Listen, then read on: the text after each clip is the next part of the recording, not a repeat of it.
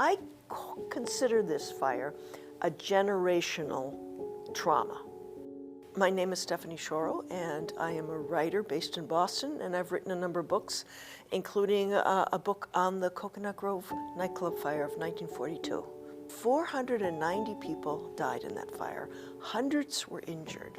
Hundreds more escaped. There were firefighters affected. There were nurses and doctors affected. There were cab drivers affected. Passers-by were affected.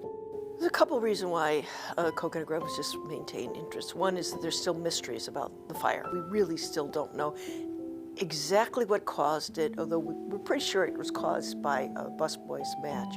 But we don't really know why it spread so quickly and was so devastating. There was something functionally wrong with almost every single exit out of the place. A lot of the victims of the Coconut Grove were caught by doors that opened inward. So people died as much from the problems with the structure as from the fire itself. Massive amounts of people were being pulled out, were being rescued. Ambulances were carrying people, taxis, passers-by were being asked to take people to hospital, At one point, there was someone arriving every 11 seconds at Boston City Hospital, and a lot of them died right away. What really punches me in the gut was the arbitrariness of the people who lived and people who died. Looking through these pictures of the people who lost their lives in the fire and what they could have been and what could have happened for them, and just to go through the picture after picture and just looking at these faces and thinking to myself, all these people died for what?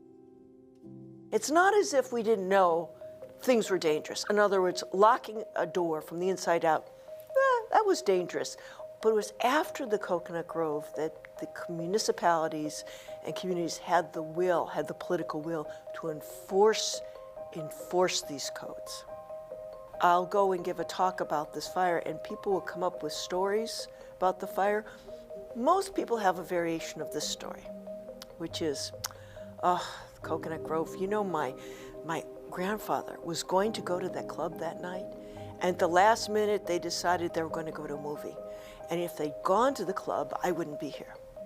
And I've heard so many variations of that, of the near miss, so that even if people weren't directly affected, they feel as if they were, and then these stories emerge. So it is something that is really in the collective memory of Boston. Plus, it's in the collective memory of a lot of firefighters and people who are in the firefighting community around the country and around the world. I think this generational trauma is overlooked in the sense that people don't quite see the impact it has over the years. This was not an event that happened and then we're done with it and moved on. This is an event that continues to have ripple effects through the years. There's something about